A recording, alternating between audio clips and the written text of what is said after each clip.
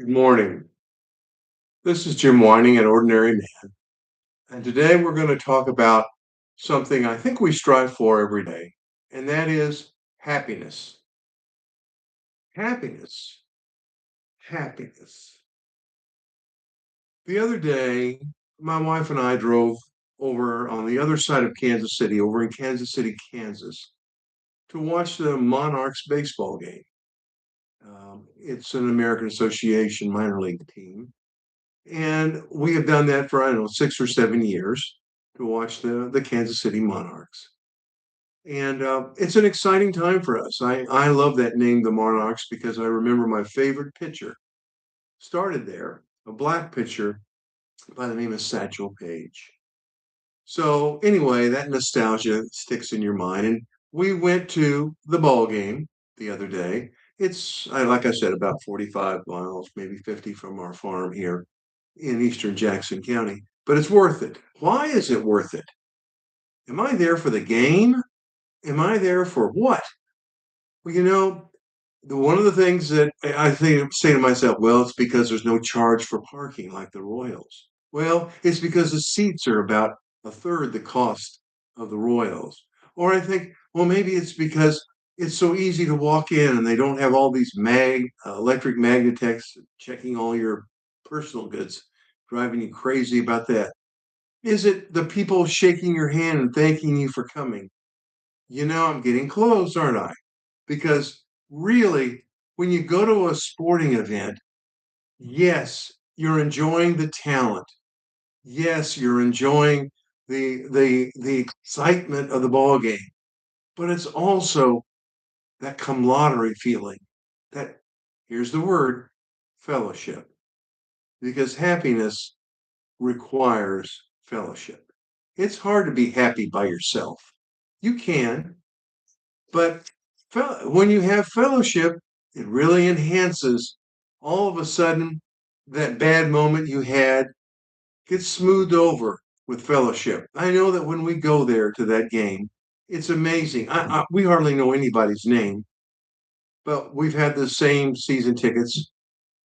People come up by us that we have seen there for 6 or 7 years, and they always say hi, and we say hi, and how are you doing? And we talk about their sweater on. We had a lady the other day; she had a Shocker shirt on, and I said, "Go Shockers" from Wichita, Kansas. And it's that neat feeling, that like caring feeling, that it's not spoken, it's felt. That's truly happiness, isn't it? And I have to share one other experience that I had amazingly this past week at the Monarchs game. I'm in the men's bathroom, and there's not going to be anything obscene said here, okay? I'm in the men's bathroom, and the men's bathroom is not the caliber of a woman's bathroom. And all you guys know what I'm talking about. And instead of having the old trough that we used to have, instead we have stalls next to each other. And they're usually pretty close, pretty close. In other words, you have to be careful with your aim. That all being said, I remember something that had happened to me years ago at a Royals baseball game happened to me this past week at the Monarchs game. I saw a father pick up his son, unzip his pants, and help him pee in the little spot. We have little spots now along the wall that we potty in. And he picked him up and did that. And I thought to myself, there's love, there's understanding, there's a person who's enjoying the word service. And that service is caring and helping, the big word, helping another person. And he was enjoying his role, maybe not as he thought at that time, but he really was. He was helping his son use the restroom. Helping and fellowship, two key words in being happy. I saw an activity the other day that wasn't a sports event. It was just a bunch of people gathered together telling each other how to make barbecue, and what seasoning there has to be on, and how long you have to prepare the meat, and Oh my gosh. And they were just eating each other up with information and experience and everything else. I thought to myself, wow, what an example. Cooking, being involved with food, that good feeling activity, eating something you like. Food. Here's coffee. I love coffee. What an exciting time they were having talking about barbecue. Why? Because they were fellowshipping and they think they were helping one another getting a better barbecue. You know, when I think of those two words, fellowship and helping, I pretty much have covered the word happiness, haven't I? Because when are you happy? When you're helping people?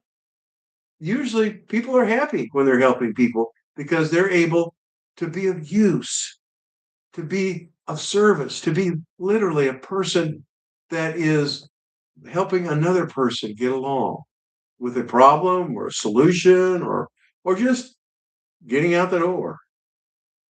You know, then when you know that fellowship and helping are key elements of happiness, you should begin thinking, where does this happen for me?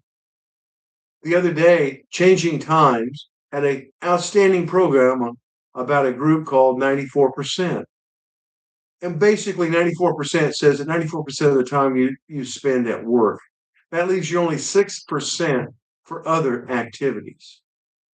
That's pretty sad. That's really sad when you think about that. But also think about this. There's an opportunity in work, actually, to be able to do two things. To to be able to help somebody else and and to be oh, in fellowship in a way not just competitively, but in service to one another. It can happen. I know it's hard. I know in business I wasn't exactly the best fellow employee with another employee. I was only thinking probably too much about myself, me, myself, and I.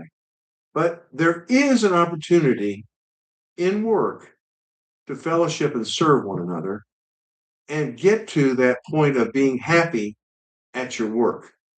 And I think there's a few years ago, a philosopher, I don't remember who it was that said this. Maybe it was Benjamin Franklin. I can't remember. And he said, find a job that is something you enjoy so that the job is no longer a job, it's doing your fulfillment of your joy. I paraphrased really poorly. But essentially, what is it saying? It's saying seek out opportunities for you to help and to fellowship in help. And it's crucial because if you're not happy, why are you living?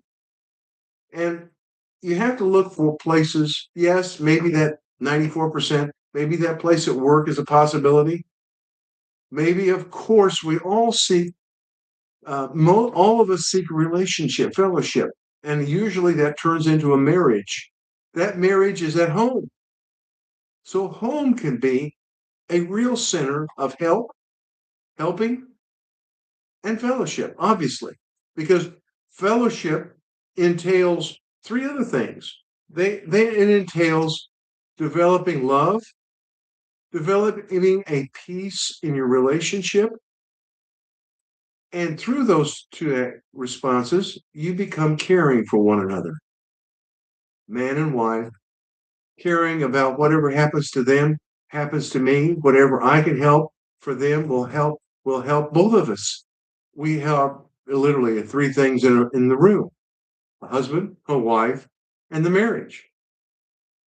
That love, peace turns into a daily caring and understanding and a learning session because we can learn from one another because we all come from different paths, from different histories, from different experiences, and that sharing can make us wiser and better serving one another.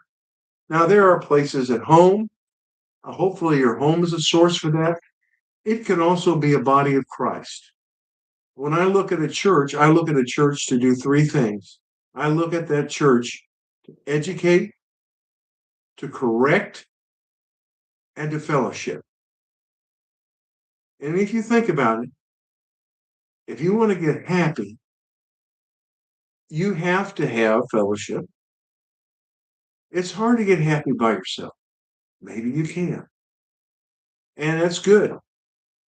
The happiness comes from you being able to serve one another, to help one another, to enjoy being with one another. That's fellowship, and that is caring and helping one another. Isn't that simple? My gosh, when I look back at life, how much of a struggle it must have been for me I sometimes forget. And I know as you get older, you'll forget the opportunities you had to be happy by helping somebody, by fellowshipping with somebody, taking the time to talk, taking the time to care about somebody else.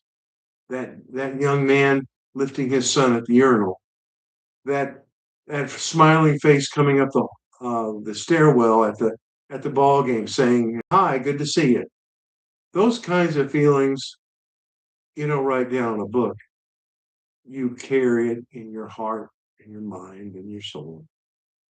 What a wonderful thing Christianity is, because not only do you get that fellowship in a body of Christ, you also get the knowledge that there is an eternity for this that you will be able to enjoy forever, not just for the week, the month, or the day, but forever. I want to encourage you to seek out happiness. And if you're not happy, find find the right person who you see is happy and ask them, what's your key to a smile on your face, a kick in your step, a helping hand to another person? Because you learn that, you will begin to learn the joy of happiness. I hope you have a great day today. I hope that you're able to share your love, not only for others, but for those that you don't even know out there that are the others that may come in contact with.